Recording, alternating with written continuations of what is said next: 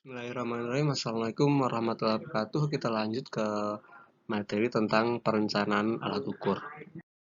Nah, kita sekarang masuk ke bedanya aspek, komponen, dan dimensi. Nah, ini perlu teman-teman ketahui bahwa kita harus paham setelah belajar psikometri itu beberapa perbedaan dari aspek dan dimensi. Nah, yang pertama tentang aspek dan komponen itu secara ahli psikometri sekarang banyak disamakan, jadi tidak usah dibedakan lagi. Namun kita tinggal membedakan antara aspek dengan dimensi.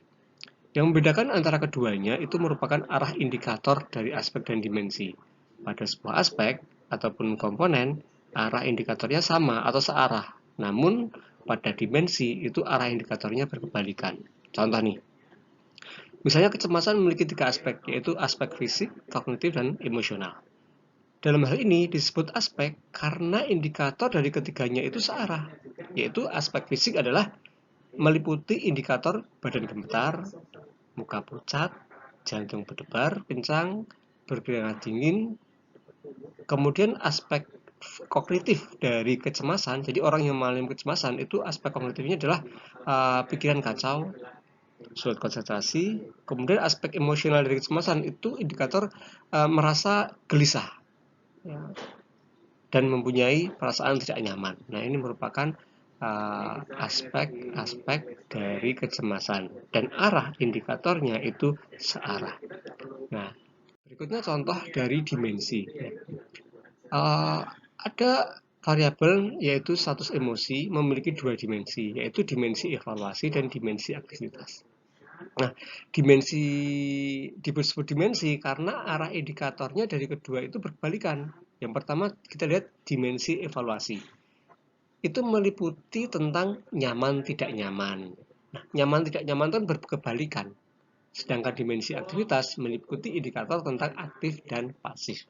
Nah, dari arah indikatornya inilah disebut status emosi itu adalah dimensi. Jadi jelas ya, perbedaan dari aspek dengan dimensi itu adalah arah dari indikator perilaku yang akan diukur.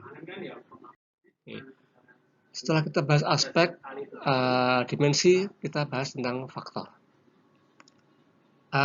Pengertian faktor ada dua. Yang pertama, faktor dapat dipahami sebagai penjabaran konstruk melalui analisis faktor. Yang kedua, faktor dapat dipahami sebagai variabel-variabel lain, ya, variabel-variabel lain di luar variabel yang akan kita ukur, yang mempengaruhi, ya, variabel yang akan kita ukur. Jadi dikatakan faktor merupakan variabel lain di luar variabel yang kita ukur, tapi mempengaruhi. Jadi faktor itu dari luar. Kalau aspek atau dimensi itu dari dalam. Nah, contoh jadi kecemasan, aspeknya apa? Aspeknya ada kognitif, ada fisik, ada emosional. Itu dari dalam diri. Tapi kalau faktor yang mempengaruhi kecemasan itu apa? Itu dari luar. Misalnya kecemasan sosial itu karena pola asuh, karena lingkungan, karena pengaruh teman sebaya. Berarti kan itu dari luar. Berarti itu merupakan faktor. Oke. Di sini dicontohkan kecemasan. Faktor terdiri dari variabel yang mempengaruhi kecemasan, misalnya dukungan sosial, kondisi fisik, dan lain sebagainya. Nah, bila faktor dipahami seperti ini, maka identifikasi definisi nominal faktor tidak perlu dilakukan karena faktor adalah hal lain di luar atribut yang tidak diukur. Oke. Sekarang kita belajar tentang definisi nominal. Ya, definisi nominal berikut adalah contoh identifikasi definisi nominal dari atribut pengelolaan diri dan efikasi diri. Ya, jadi menurut Zimmerman, pengelolaan diri mencakup 3 aspek: metakognisi, motivasi, dan perilaku. Oke. Metakognisi merupakan upaya seseorang dalam melakukan pengambilan keputusan di antara berbagai pilihan dengan menggunakan pengetahuan yang bermacam-macam. Motivasi, dorongan dari dalam individu untuk mengontrol kemampuan dalam kaitan pemenuhan kebutuhan dasar, dan perilaku merupakan upaya individu untuk menyeleksi dan memanfaatkan maupun menciptakan lingkungan yang mendukung aktivitasnya. Nah, ini merupakan definisi nominal. Jadi definisi nominal itu gampangnya adalah Anda mendefinisikan, memaknakan ya, memberikan makna pada setiap aspek-aspek yang Anda miliki. Jadi misalnya Anda itu meneliti tentang pengelolaan diri, memiliki 3 aspek. metakognisi, motivasi, dan perilaku. Nah, Anda itu memberikan makna dari setiap aspek itu, yaitu definisi nominal. Yang pertama. Contoh yang kedua, efikasi diri akademik. Terdiri dari 3 aspek, yaitu level, generality, dan kekuatan. Nah, Anda itu memberikan makna dari ketiga aspek ini. Misalnya level merupakan variasi penyelesaian pada tingkat kesulitan dan seterusnya. Generality itu maknanya apa, kekuatan itu maknanya apa. Itu merupakan definisi nominal. Lanjut. Oke. Kemudian ada satu masalah yang perlu kita siasati kalau Anda menemukan variabel psikologi yang belum ada aspeknya. Nah, di sini bagaimana bila aspek atau dimensi tidak berhasil diidentifikasi penyusun skala? Karena memang belum ada teori yang menyebutkannya. Jadi variabel Anda itu sangat jarang, ya, belum teridentifikasi aspeknya. Caranya yang pertama adalah penyusun skala membuat sendiri aspek atau dimensi berdasarkan konseptualisasi yang dilakukan.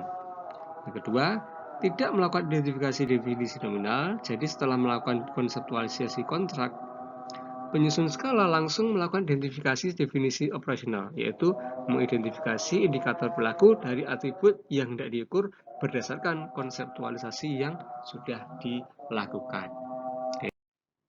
Contohnya seperti ini, supaya lebih tahu caranya. Steers mendefinisikan komitmen organisasi itu sebagai perasaan individu terhadap organisasi tempat bermaung dalam bentuk 1, kepercayaan terhadap nilai-nilai organisasi, 2, kesediaan untuk berusaha sebaik mungkin demi kepentingan organisasi, 3, keinginan untuk tetap menjadi anggota organisasi yang bersangkutan. Dari pengertian ini, dari konseptualisasi ini, ya, Steers tidak menjabarkan aspek atau dimensi dari komitmen organisasi, dan penyusun skala tidak menemukan teori lain selain yang diungkapkan oleh Steers. Kemudian, berdasarkan konseptualisasi di atas, komitmen organisasi di atas, ya, penyusun skala mengidentifikasi sendiri bahwa terdapat 3 aspek dari komitmen organisasi. Yang pertama, belief. Dari apa? Yang warna merah di atas, ya, dari kepercayaan terhadap nilai organisasi. Yang kedua, aspek yang kedua adalah keterlibatan. Dari mana? Dari kesediaan untuk berusaha sebaik mungkin demi kepentingan organisasi, yang warna biru. Yang aspek yang ketiga adalah loyalitas. Dari apa? Dari pengertian bahwa dari keinginan untuk tetap menjadi anggota organisasi yang bersangkutan. Jadi dari konseptualisasi ini diturunkan menjadi aspek sendiri oleh peneliti. Jikalau memang Anda tidak bisa menemukan aspek-aspek, ya, dari variabel yang Anda ukur itu. Kemudian definisi operasional. Nah, ini definisi definisi operasional merupakan proses menerjemahkan dari definisi konseptual menjadi definisi kerja yang konkret atau observable. Jadi kata kuncinya adalah yang definisi operasional itu adalah yang observable, ya. Karena bersifat dapat dilihat, maka indikator seharusnya sudah berupa perilaku. Indikator mungkin dapat disamakan dengan simptom atau gejala. Ya, indikator inilah yang kemudian menjadi item dalam skala. Definisi operasional inilah adalah melakukan review terhadap secara mendalam, ya, terhadap teori yang relevan, membuat judgement yang tepat dan creative insight dari teori-teori yang sudah Anda tinjau dari 2 jurnal yang kemarin direview. Berikut ini merupakan beberapa hal yang perlu diperhatikan dalam melakukan operasionalisasi terhadap konsep. Yang pertama, selalu diingat dan mengacu pada definisi konseptual atau konseptualisasi yang Anda buat dari beberapa ahli yang sudah ada dalam jurnal Anda. Yang kedua, membuka pikiran dan mencoba untuk berpikir kreatif. Kenapa? Karena menulis skala itu seni, ya. Jadi perlu pemikiran yang kreatif untuk menulis kata-kata dalam skala alat ukur. Yang ketiga, mempelajari studi yang pernah dilakukan dan bila memungkinkan untuk melakukan modifikasi berdasarkan pengukuran yang telah ada. Jadi tidak dilarang untuk melihat skala yang pernah ada, bukan untuk mencontoh, tapi untuk inspirasi, bentuknya seperti apa, kata-kata yang bagus untuk skala itu bagaimana. Nah, itu bisa Anda lihat. Yang keempat, melakukan antisipasi terhadap hal-hal yang menyulitkan, termasuk beberapa problem dalam pengukuran psikologis. Jadi, kendala-kendala ini sudah kita bahas di pertemuan sebelumnya, kendala-kendala penyusun skala ya. Kemudian contoh konstruk, nah ini contoh dalam memaknai atau membuat definisi operasional. Di sini dicontohkan adalah pengolahan diri. Dari pengolahan diri yang pertama ada komponen metakognisi. Indikator pelakunya adalah individu mengorganisasi, merencanakan, dan mengukur diri dalam beraktivitas. Jadi sudah observable seperti ini ya dalam membuat definisi operasional.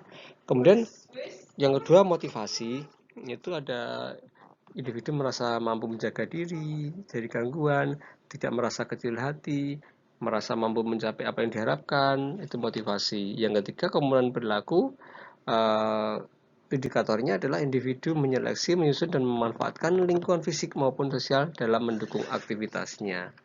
Ini contoh yang pertama tentang pengelolaan diri. Contoh kedua tentang efikasi diri akademik, itu memiliki beberapa aspek ya, yaitu level ya, 2 generality, 3 strength. Level itu definisi nominalnya apa? Yaitu dikasih pengertian tuh merupakan variasi penyelesaian dan lain sebagainya. Kemudian dibuatlah indikator perilaku dari 3 aspek ini.